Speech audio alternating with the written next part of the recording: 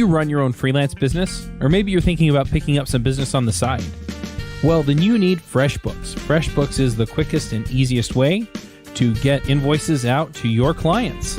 It's easy to use. It works anywhere, available from any device, on the desktop, iPhone, iPad, Android, and all of your data is backed up and secure. And it makes it really easy to get organized and get paid. You'll be tracking time, logging expenses, and invoicing your clients in no time. You can also save time billing, freeing up several days per month to focus on the work that you love, and you get paid faster. FreshBooks customers are paid on average 5 days faster because there's a link on the invoice that says pay me now. And it's a great way to grow your business. Plus, FreshBooks is offering a 30-day trial. That's right, 30-day trial if you try them out. So go to gofreshbooks.com/devchat and enter devchat in the How Did You Hear About Us section. Once again, for a 30-day trial, go to gofreshbooks.com/devchat and enter devchat in the How Did You Hear About Us section. Welcome to the Freelancer Show. I'm Kai Davis, and today I'm joined by Jonathan Stark. Hello. And today we're going to talk about a fascinating topic, one obvious path to increasing your freelancing income. And before the show, Jonathan and I had a great conversation about one of the oldest pricing stories I've ever heard. Do you want to tell the story, or should I share the story? I'll go for it. There's so many different versions of it. The way I first heard it was, guy walks into, somebody runs a nuclear power plant. It's on the fritz, and they call it an expert. Expert comes in, takes a piece of chalk out of his pocket, draws an X on the wall, and says, "Your problem's behind the X." He leaves. Turns out he was right. They fix the problem. He sends an invoice for $50,000, and the foreman of the nuclear power plant is like, "Are you crazy? You were only here for 10 minutes. You expect we're going to pay you $50,000 to draw an X?" And he says, "No, it's $1 to draw the X and $49,000 to know where to draw it." Or I did the math wrong, but you get the idea. Mm-hmm. Mm-hmm. And I hate this story. Tell us why, because the reason you hate the story is one of the most fascinating things I've heard this year. Yeah. Oh, thanks. I hear this story a lot, as you might imagine, because I'm always railing on hourly billing. And a lot of people will be like, send me that story and say like, yeah, this story is great and ha ha ha, and it's about the value. Here's the problem. The expert in this scenario never gave the foreman a price. Mm-hmm. The foreman, the invoice that was sent after the fact was never discussed. There was no value conversation had. It was sprung upon the person. Mm-hmm. So you can imagine a plumber coming to your house and you'd be like, "Oh, my plumbing is all jammed up," and they come running over and they fix a thing. Nobody ever talks about the price, and then they send you a giant bill. Even if it was fair, or even if there could be an A/B test of the possibility of you experiencing the same thing, but with the plumber telling you the price first and then you deciding to spend the $1,000 or the $50,000 for the X on the wall. The expert in the nuclear power plant situation took the power away from the foreman, the buyer, and that is wrong. And that is one of the reasons I despise hourly billing, because nobody knows the price when they start. Mm-hmm. So they have made what amounts to a very important pricing decision without knowing a price. And this is the reason. And every freelancer will be familiar with this situation. If you've been doing freelancing for more than a year, you will be familiar with a situation where you present a client with an estimate. You ultimately go over the estimate. They start freaking out. And you're like, "Why are you freaking out? I told you it was an estimate." Mm-hmm. It doesn't matter how emphatically you tell them that's an estimate. They are forced to make a purchasing decision at that moment. So they have no choice but to treat your estimate as a price. Mm-hmm. So the reason why I don't like the X on the wall or taps it with the hammer story is that the expert didn't give the foreman the power to make a decision. He just went ahead and did it.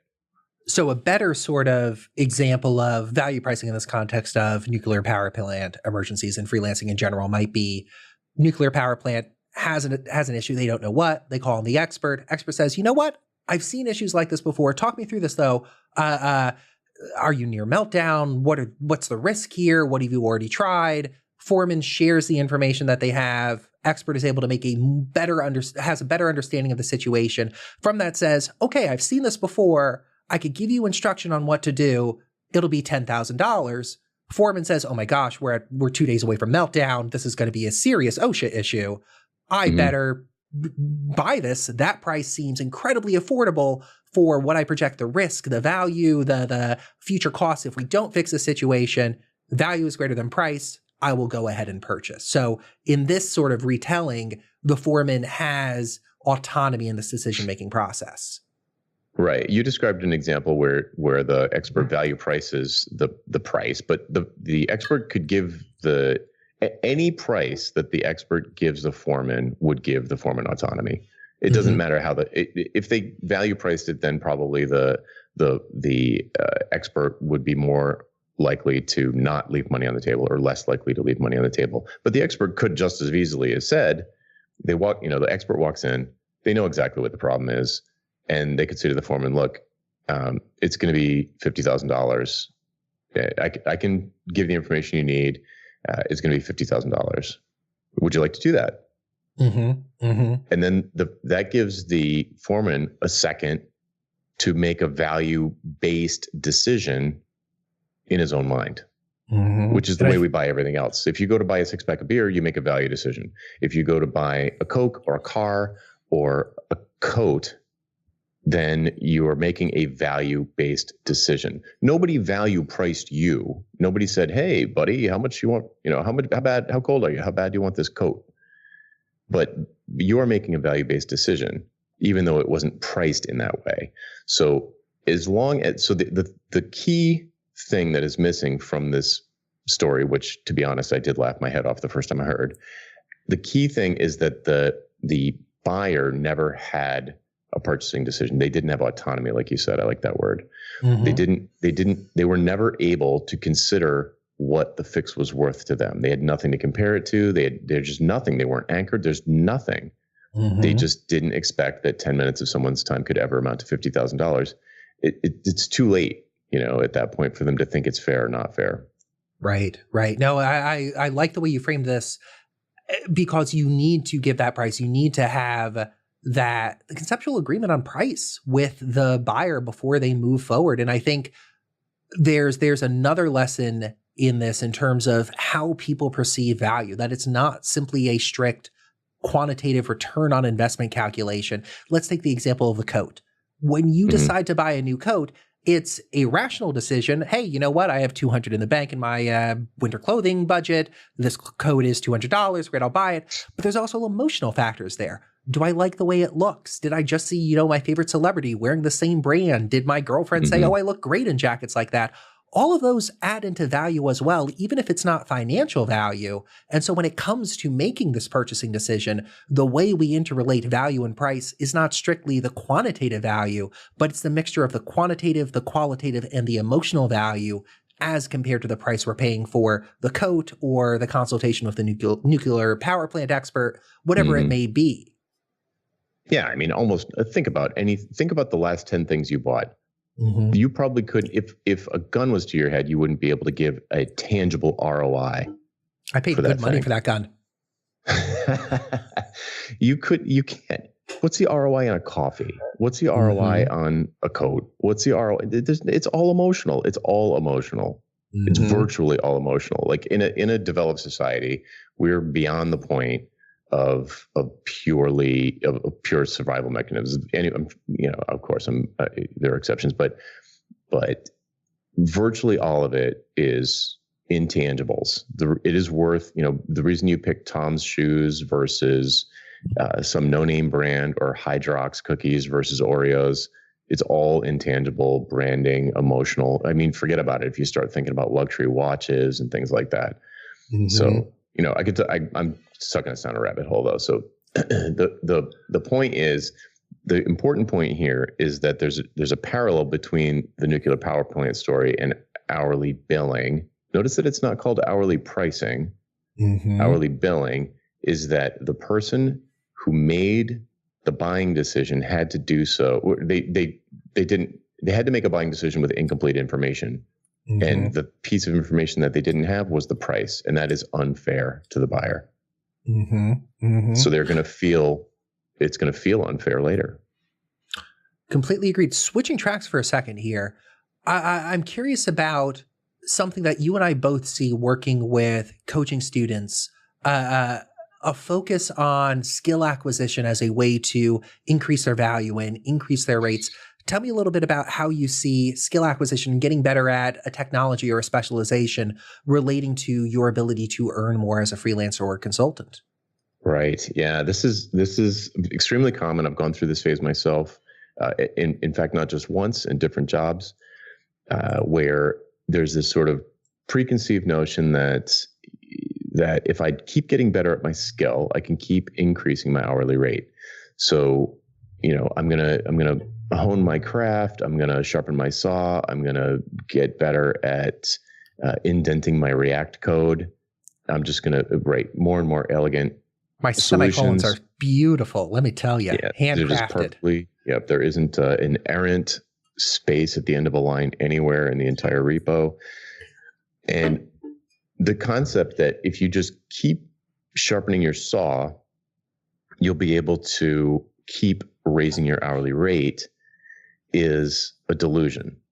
And because what happens when you present an hourly rate to a client is that they can use it as what they think is an apples to apples comparison to anybody else who owns the same kind of saw. So let's say the market rate, one of my favorite terms, the market rate for people who use saw carpenters, let's call them, the market rate is $100 an hour. But you're like, your saw is super sharp. It's super sharp. So you're going to charge $200 an hour. Client calls you up, says, "Hey, I need somebody to saw some stuff. What's your hourly rate?" Well, $200 an hour. $200 an hour. How do you get away with charging $200 an hour and everybody else is charging $100? Well, my saw is way sharper. And they're like, okay, but is it twice as sharp? Does that somehow it's not meaningful enough usually for you to them, for them to distinguish your quality or expertise from other people when you give them this handle to judge you with. So you're like, here's the, when you give an hourly rate, they're going to say, okay, thanks. And then they're going to shop around and they're going to look for the lowest hourly rate probably, because they can't make a distinction between the difference.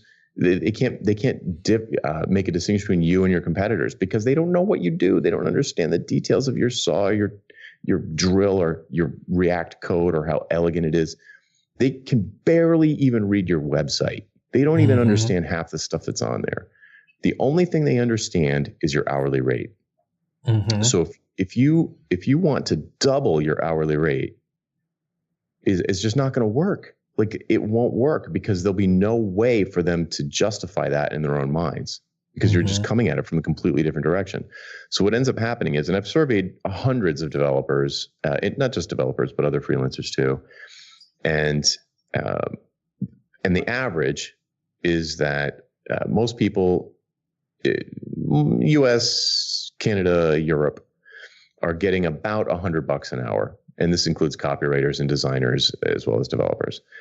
So about $100 an hour, and they're billable about 30 hours a week. That works out to about $140,000 a year in gross revenue. So that means that you still have to pay your taxes, you still have to pay your health insurance, you still have to pay all of that stuff. So, it's nothing to sneeze at. It's a decent income. But if you've been doing that for a few years and you're thinking, okay, I need to get off this plateau. I'm stuck. I'm working more than I ever have. I can't take a vacation. I need to raise my rates. But as soon as I do, all of a sudden my competitors can undercut me, or my competitors are automatically undercutting me. That's what I would call the hourly trap. You're just trapped at 140, and of course there are exceptions. Some people will work 80 hours a week, and some people are charging $250 an hour for high-end iOS stuff. but that's not sustainable. I don't see that as a sustainable business model. And even if it was, okay, now you topped out at $250,000 gross revenue. Right. Yeah. The way I've arrived at the same conclusions, but the way I've always mentally approached it is clients really don't understand what it is that we do. And it's the knowledge worker trap in my mind. And if we focus on getting better at whatever our specialization or discipline is exclusively, well, it's great that we're getting better at the thing. It's great that we have this better skill. But if you put, two PHP developers in front of a client, the client's going to be like, I don't know. Who do I pick? And the only thing, you're right, they could grab onto is that hourly rate because it's something they understand. Oh, this will cost me X dollars. But exactly to your point, now you've commoditized yourself. Now it's a choice between two commodity service providers for the client, and nobody really wins in that situation. Client picks the lowest cost provider. You don't get picked. They get a bad project, and everybody's sad at the end of the day. Yeah, it's nuts. I mean, it's crazy. I honestly, I'm 100% serious when I say that I'm on a mission to rid the world of hourly billing, because I think it's damaging to overall wealth creation. I mean, when you think about the growth of the freelancer economy, the sort of gig economy, and like the sector is going to keep growing. And this relationship, the way that we relate with our customers is fundamentally broken. And I think it's I don't think it's overstating it to say it's a social issue, and that quality of life would be dramatically increased for everybody involved if hourly billing died. So, okay, but I understand that's a process, and it's something that takes a long time to change. But that's my feeling about it. So, where do we go next? So the path that is, that's how we started off. What's the obvious path? There's an obvious path here. If growing your craft, getting better at your craft, it tops out. I'm not saying don't do it, but at a certain point, recognize that you're good enough, and anything that you do beyond that, the 80-20 rule, once you get to 80%, you're good enough to deliver really good value to your clients. And if you want to go beyond that and become like a true worldwide expert at PHP or whatever, then fine. But just recognize that's not going to translate into your hourly rate increasing. So let's say you first started freelance. You're new to freelancing. You're basically taking staff augmentation type of work where you are getting hired by tech leads or CTOs, and you're a technical person. You do React or whatever. And they basically call you up and they say, hey, we need an extra body. We've got a big backlog. We heard that you're good. We got a recommendation, said that you know what you're doing. What's your hourly rate? We need you to come in and start cranking through this task list. That's a perfectly reasonable place to start. And you can do that. Eventually you will get sick of that. They may be out there, but I've never encountered someone who didn't get sick of that. For a variety of reasons that would be familiar to anybody who's ever read Clients from Hell. So if once you start to get sick of it, the shift to the next stage happens when you start pushing back a little bit, where they say, hey, here's your list of tasks. And maybe you've been working with this client for a while. You start to like them. You think they're doing good in the world. You like the business. You're behind the whole thing. You're friends maybe. And they say, hey, we've got this list of stuff for you. Here's the new list of stuff. One day you will say, Bob, I can do all this stuff for you, but why do you want me to do this one? This one seems really weird. Like, what are you trying to achieve with this? And Bob will say, oh, well, blah, blah, blah. And then you're like, well, doing this isn't going to achieve that. Like, you're telling me to do the wrong thing. You're telling me to dig the hole in the wrong place. Maybe we shouldn't even be digging a hole. So, okay, now, Bob, let's have a little conversation about what you're trying to achieve with this particular feature that I think is misplaced. And Bob will say, whatever, it's some business thing. We think that our customers will really like it, or we think that it'll do something really specific like increase visits or traffic or decrease bounce or cart abandonment. Okay, well, I can think of a much easier way to achieve that if you want to try that. At least I'm pretty sure it'll work and it'll be a lot easier. And all of a sudden you're in a conversation with Bob that's a little bit more advisory, a little bit more of a partner type level. And if you do that more and more, then all of a sudden you are, instead of just being an order taker or being told what to do, all of a sudden you're helping decide what gets done. You're a collaborator. Yeah. Mm-hmm. Yep. Collaborating, you're a partner, all of those things. You've increased your altitude. Sometimes I say you're becoming more of a peer, on a peer level with your project contact instead of a subordinate. Mm-hmm. Mm-hmm. There's a book I'd love to reference right now, Spin Selling by, I think it's Neil Rackham, where he talks about a sales process being composed of understanding the spin methodology. S for the situation, the problem, the implication of that problem, and the need payoff for that client. And I think that methodology maps well onto what you're describing here, going from being staff hog, from taking the task list and doing the things, to saying, well, hey, explain to me why this task, what's the situation you're experiencing where this is necessary? And from there, you're able to start understanding what the actual problem is. The client might not know what the problem they need to solve is. All they know is it hurts when I touch right here. Give me some Vicodin. And well, hold on. Did you play tennis recently? Did you fall off your bike? What happened? You're diagnosing to understand what problem you actually need to solve. This episode is sponsored by Linode. Linode is offering listeners of this podcast a $20 credit, which is good for 4 free months at their lowest plan. Their plans start at 1 gigabyte of RAM for $5 a month. You can get your servers in any of their 10 data centers, and their high memory plans start at 16 gigabytes. Get a server running in under a minute. They do hourly billing with a monthly cap on all plans and add-on services like backups, node balancers, Longview, etc. VMs for full control, running Docker containers, encrypted disks, VPNs, etc. You can run a private Git server. They provide native SSD storage, 200 gigabit network, and Intel E5 processors. They have 24/7 friendly support, even on holidays, and a 7-day money-back guaranteed. So go check them out at linode.com/freelancer show. Absolutely. And this is a very generous stance to take. It's a posture of service. It's the kind of thing you would do to a family member or a true, like somebody who you were friends with first, and then they asked you to help them build something. This is what humans naturally do. They're going to say, well, wait a second. I don't want you to waste your resources in this direction. I don't feel confident that doing what you just asked me to do is going to improve your condition. And since I have, I'm empathetic to you, maybe you're in my family, I care about you, I am naturally going to push back and say, well, I can do that. I'll be happy to do that for you, but let's just make sure that that's going to move the needle for you in some way. Like, how do you think that's going to play out?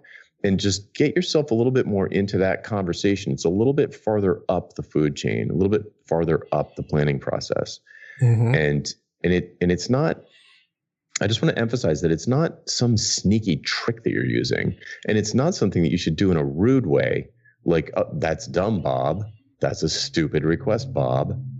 We shouldn't make the logo bigger, Bob, you idiot. It's not like that. It's like Bob is going to give you money.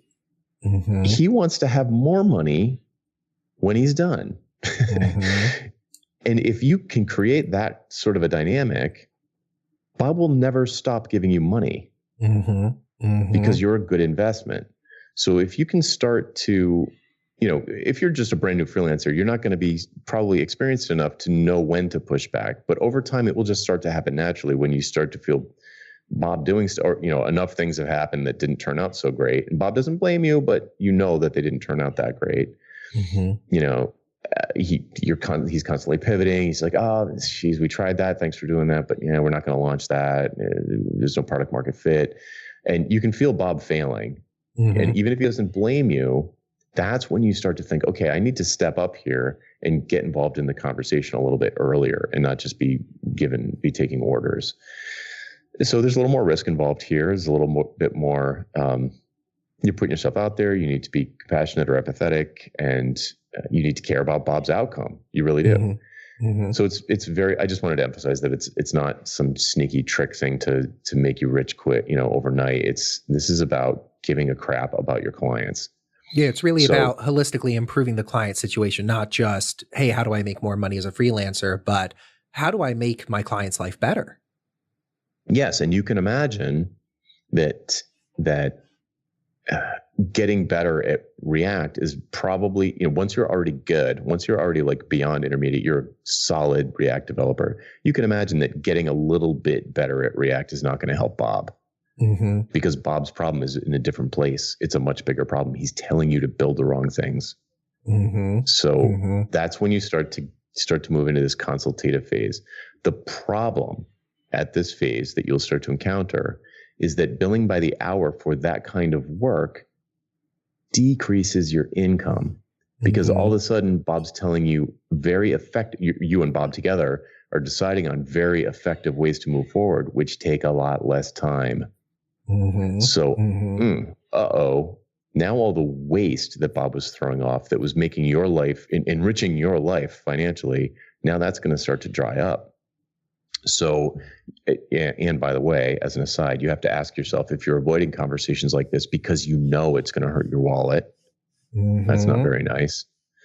So if you imagine that you could start to engage with Bob at this consultative level, that would be more efficient for everybody involved, to be more effective, be more profitable for Bob, you need to change the way you're billing, or you should start pricing essentially. You need to start pricing that kind of engagement so that you can continue to do it. Because if you don't, you're going to have to stop working for Bob. And then Bob's hung out to dry again. And it sounds like part of the transition that happens at this point is a freelancer or consultant needs to understand that their price cannot equal their cost. When we simply bill hourly, we're saying, okay, the cost to me is 100 hours at $100 an hour, $10,000. But when we switch to this new modality, where, like you pointed out, we're eliminating a lot of the waste, but we aren't eliminating the value to the client. And so we need to be comfortable with pricing based on the value to the client rather than the cost of necessarily doing the steps involved in the project. Am I right in that? Yes. And a lot of guilt comes at this stage because the pricer, the React developer, or, whoever, that person all of a sudden is going to be able to, for the first time ever, perhaps, be getting a real profit, an actual profit. And it feels like easy money. I know from people, it doesn't to me, but to a lot of people who are used to charging for their labor and don't think about things like risk. They don't think about things like capacity. They don't think about stress. They don't think about fit. They don't think about urgency. They don't think about any of that stuff. It's like, you want me to do something, $100 an hour. I'll wash your car for $100 an hour, or I'll write a React app for $100 an hour. My time's $100 an hour. When you shift off of that, there are all these other things that have always been there, but you just don't notice as much. People complain about them, but they don't really notice them. They certainly don't consider them in their pricing decisions, is what I really mean. They don't consider them as factors in their cost, but they are a cost to you. Emotional stress, risk, having to work late because of rush service. All of these things are costs to you in a knowledge economy. So pricing them, when you start to set prices and you're in one of those things, just one of the many factors that are included in your costs, the labor part, when that's the time, when that starts to decrease, but your price starts going up and you're getting effective hourly rates of like $1,000, $2,000 an hour, they're like, that's not fair. I'm gouging these people. It's a nonprofit. How could I possibly? It's my church. I could never ask for this much. It starts to feel, it can, and often it feels unfair because there's this like work ethic, working hard is a good thing. And it feels like, it can feel like easy money if you're not considering things like all of the other intangibles that I just listed. But the thing that I encourage people to recognize is that you getting to the place where you are good enough, first of all, to master your craft, or at least get really good at your craft, and then getting to a place where you are expert enough to advise Bob about what a smart move or a more effective move or a more cost-effective move or that sort of thing about his business, that took you a lot of work. It was a lot of hard work, dedication, single-minded determination to get to your craft and your business and your consultancy, to get to a place where you were even capable of saying something smart in that situation. That's where the hard work was. It's like building a pulley or building a jack to lift up a car. You did the hard work. And now applying it isn't actually that hard in comparison. You can just draw the chalk X on the nuclear power plant, and because you've done years, decades of hard work leading up to drawing that X on the wall. So you have to disconnect a lot of preconceived notions about laziness and fairness and the way people imagine prices work, which is radically uninformed. But I know how people think of it. Everything should be priced the same. Every soda should be the same price. Like, it just seems unfair for two people to pay a different price for a Coke. But it's just not the way pricing works. So imagining that it works some other way is just propagating a fantasy that doesn't even exist. So I think it makes people feel a little less guilty if they imagine, okay, I did a ton of hard work, and now I'm going to give Bob amazing advice. If I hadn't done that hard work, I would be giving Bob terrible advice. And then that would cost him all sorts of resources. It would cost him time, money, opportunity cost. It would open him up to risk, perhaps stress him out. His marriage could be ruined over it. And for all of those things, since I am actually good at what I do, and I care about Bob, and I know how to advise Bob, just because it takes me 10 minutes doesn't mean that it wasn't a lot of hard work didn't go into it. So it's like this time shift of where the hard work happens that gets people really tripped up. Yeah, I think you're absolutely right in this. And in my mind, it goes to the interplay between value, price, and cost. And it's truly acknowledging the cost of the information, of the knowledge you've acquired over years or decades of work, and factoring that into your pricing. It's not just, oh, okay, 10 hours at 100 an hour or 100 hours at 100 an hour. It's, I've spent 15 years studying this. I've written a book on this. I'm one of the 3 people in the world who could give an effective solution to this problem. All of that factors into your cost. And again, if we want to price higher than cost, we need to factor these in. And I guess it comes down to the interplay of those 3 elements. What has been like the aggregated cost of getting to this point in your career? What is the value to the client of this solution? Well, price falls somewhere in between those 2. Yeah. And there's, like you said, you brought up cost, price, and value. So ideally, except for the hourly billing model, except for the billing in arrears model, those numbers can never be out of whack because no one would do the deal. Right. So like if you have a buyer and a seller, the seller cares about the cost to deliver the widget. The buyer cares about how much it's going to cost to buy the widget and how much it's worth to them to have the widget. Like, so if you go to buy a widget, you don't really care how much it costs. Sometimes people get a little tweaked because like a piece of plastic, power cord from Apple's $45, but they still buy it. Why? Because it's worth it. So, but the Apple's capturing too much of the profit. And then anyway, separate topic. But if you have a situation where a price is presented, a seller presents a price to a buyer, then you really can never have those numbers be too far out of whack because the seller is not going to present a price that is below their cost because they'd be losing money. There's some exceptions to this, like loss leaders and stuff. But in general, you're not going to present a price that's lower than your cost because, you just put yourself out of business like that. Right. And a buyer is not going to pay a price that's less than it's worth. This is like every 5-year-old that ever traded a balloon knows this. Right. The trade is only going to happen if both parties value the other thing more. Simple. It's simple. It gets a little more complicated because we throw money into the picture, which is sort of abstraction of value. So if you say, okay, as long as you're presenting prices up front, everybody's fine. Like everything works itself out. Like your profits could be higher or lower, or it could, you could be capturing too much of the profit or too little of the profit.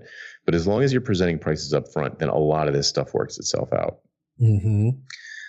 So if you go into a situation where you're starting to provide less hands work and you're providing more brains work, the cost of your time to deliver that thinking work is going to be way, way lower than the doing work. Mm-hmm. So if you think about a scenario, you've done roadmaps. It's like, how long does it take you to do a roadmap for somebody? A few hours. Super valuable though. Yep. How long would it take you if you were going to, let's say you do a roadmap for someone. If you were then going to do the implementation, the hands work, how long would it take? So you maybe do a 2-hour roadmap and then you go to do an implementation. What would just roughly an implementation be like calendar wise? Let's say 10 hours over 2 weeks. Okay, not too bad. So the software scenario, if you're going to build a website for somebody or you're going to build some internal system for someone, it could take 10 hours over 2 weeks to do a real good roadmap. Mm-hmm. System architecture, meet with all the stakeholders, all that stuff. And then it could take 6 to 12 months to do the implementation. Mm-hmm. So talking maybe, 10 or 20 hours versus 200, 400 hours, depending how many people you had on the project. The gigantic differential of hours, but the valuable work, the most valuable work is deciding what to do in the first place. Yep. So if you just put a price on that is a step up. So like what we're doing is moving down this path of like, okay, first you're just selling your staff log, selling your time by the hour for some rate. Then you start to push back for clients. You start to want them to be more successful. You start to engage in this process with them, but this is going to start to hurt your income, mm-hmm. which isn't fair to you. That's not fair to you. You're getting better. You should be making more. So then you start to price these brain jobs, this thinking work, mm-hmm. but you cannot price it hourly. It has to be priced based on the value. And it doesn't have to be priced on the value, but it has to be priced. Right. It has to have a fixed price rather than simply being hourly open-ended. Yes, it has to have a fixed price. And the fixed price, naturally, you're going to naturally not pick a fixed price that's lower than your cost. You just won't. You'll probably, in fact, pick one that's very close to your cost, but you're not going to pick one that's below your cost because you wouldn't do it. You just be like, never mind. Mm-hmm. So automatically, any price that you pick is going to be above your costs. And if the value is there to the client, they're going to accept that price. Mm-hmm. So I've probably spent 70,000. I've probably spent hundreds of thousands of words talking about how to pick a price that's closer to the value than your cost. Mm-hmm. You know what I mean? So that you're capturing a little bit more of the profit than you would otherwise. And that's where the value pricing part comes in. Right. So when you're picking that fixed price, there are two popular ways to do it. Well, there's really one popular way, but there are two ways. One is time and materials. Mm-hmm. And that's what most people would do. They'd think, well, I'm going to do this roadmap for this person. I think it's going to take me about 10 hours across 2 weeks. And the hourly rate that I feel like I'm worth, makes no sense, is $200 an hour. So, and I'm going to pad that a little bit for project management and, some back and forth and maybe some surprises. So let's call it, I don't even remember what numbers I said, but let's call that $20,000. Sure. Or 5,000, whatever it is. If you were only thinking about your costs, you probably underestimated it, or you priced yourself almost at cost. You probably didn't. I've never heard anybody say, I've heard people say, I'm going to tack on 15% for project management, but I have literally never heard anybody say, I'm going to tack on 100% for profit. Fair. I've literally never heard somebody who does time and materials say that they were going to add profit. So guess what? You end up with razor thin margins. You end up working all the time. Mm-hmm. So what's another way to pick a price that, in fact, in my opinion, is more fair to the client, is to figure out roughly what any of this is worth to them anyway. Mm-hmm. And set a price based on that. And then retroactively figure out if there's anything that you can do for that price that gives you a profit and moves them closer toward their desired future state. Mm-hmm. Mm-hmm. So it's complete reversal of the thought process when you're coming up with a price. And do you see that as the methodology to use for every project, for projects that are sort of post road mapping, brain discovery? What situations should this not be used in? What situations should it be used in? Yeah, that's a really big topic. I don't know if we can cover all that, but what I will say is you cannot value price everything. It's a fairly labor intensive practice. So the pricing turns into a cost. Like coming up with a price turns into its own cost. Right. So it's a pain. I'll admit it. It's hard. It's black magic. It's more art than science. It's hard to learn. You have to do it at least a dozen times before you start to feel like you're good at it.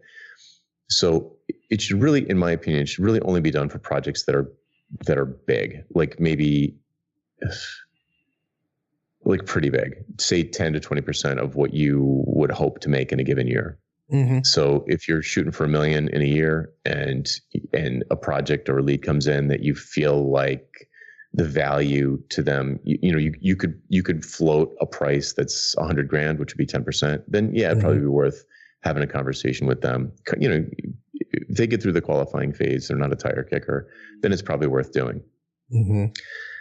For stuff that's smaller than that, for clients that aren't set up to make crazy money off of your intervention, I think it makes sense to create other kinds of products, info products, productized services, DIY courses that will help move them toward the same kind of goal that you help people with, whatever that might be, but that they can self-service so that it's very low touch, it's very low cost to you. You can help them in some way. They become a customer of yours at a very low risk price. So this is when I tend to talk about product ladders and having an entry level product, probably a book. Ideally, it would be a book. Up from there, maybe a course. Up from there, maybe a group, some kind of group sharing of your expertise so that you can kind of leverage the numbers. And then at the very top, the thing that is most likely to be something that you're going to value price is a one-on-one project engagement.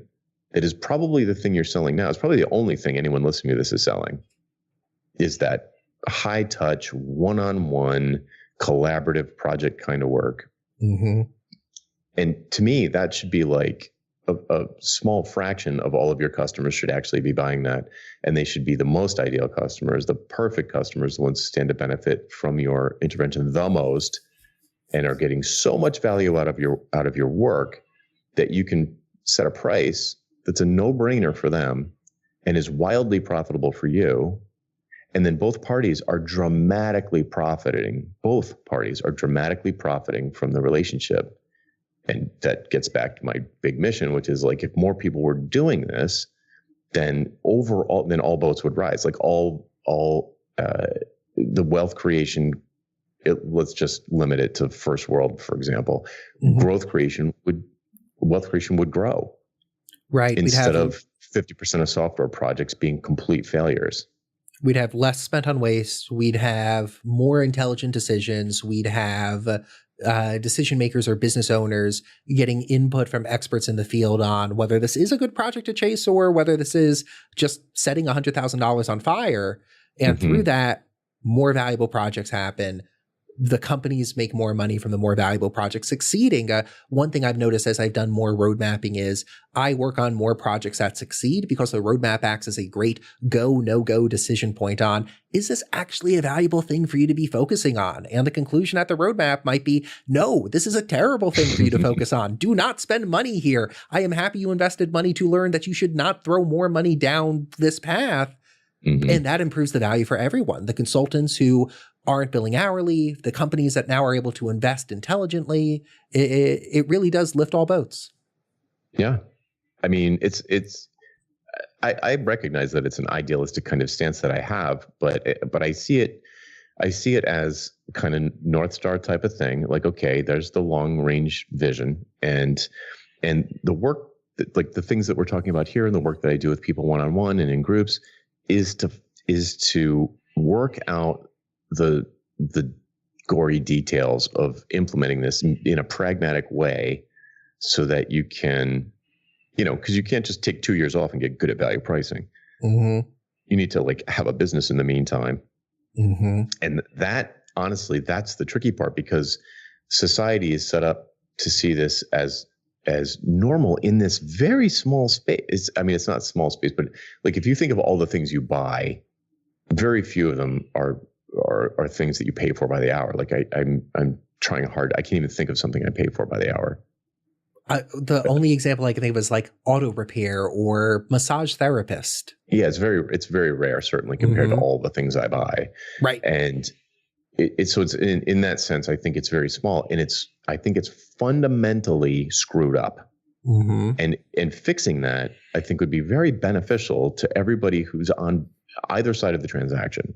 So that's, but like I said, it's idealistic. It's the goal, and working toward that goal in a pragmatic, in a realistic way that people can actually implement in small pieces over time is really, like, that's why I write emails every day. That's why we're talking about this. That's where the rubber meets the road. That's the tricky part. Beautiful. So so just keep banging on it. Please do. No, for listeners who aren't familiar with your book, tell us a little about it and where we could find more out about it. For you, the listeners of Freelancer Show, Loot Crate is offering an opportunity to save 10% on any new subscription at lootcrate.com. Just enter the promo code BRIDGE10 for 10% savings. Loot Crate is one of my favorite things. Every month I get a box in the mail, costs less than $20, and it comes with all kinds of goodies. I have stuff from, just looking at my shelf, Batman, Spider-Man, Ninja Turtles, Back to the Future, Lord of the Rings, Star Wars, and much, much more. So if you're a geek, a gamer, anything like that, and you want cool stuff to put around your office, cool t-shirts, comic books, etc., then definitely check out Loot Crate. To save 10% on your new subscription, go to lootcrate.com/Ruby. Again, that's lootcrate.com/Ruby to save 10% on any new subscription. Enter the promo code BRIDGE10 for 10% savings. Sure. Yeah. I mean, the first step to any of this is changing your mindset and recognizing the difference between your time having intrinsic value and is just wrong. Like, you need to, if you don't understand that, until you understand that, you just can't, none of this will make sense. So I wrote a book called Hourly Billing is Nuts, which tries very hard to convince you, or to open your eyes to that reality. I'm not even trying to convince you. I'm trying to open your eyes to the reality of what's going on. So I would love it if you wanted to check that out. You can go to hourlybillingisnuts.com and you can buy that. But you don't have to buy that. You can just join my mailing list, which you can find a link to there. You can join my mailing list, and I talk about this stuff every single day. And you can ask me questions on the list. I often answer. I'm constantly answering questions. I answer every email that I can, which is pretty close to 100%. So anyway, let's call those my picks. I feel like I'm getting interviewed. No, I think that's perfect. Let's wrap here. No picks on my side today, but this has been a fascinating conversation for me. I'm so excited for the listeners to be able to dive into this and learn more about why hourly billing is nuts. Cool. Thanks, Kai. Hey, thank you, my friend. Talk soon. Bandwidth for this segment is provided by CashFly, the world's fastest CDN. Deliver your content fast with CashFly. Visit CACHEFLY.com to learn more.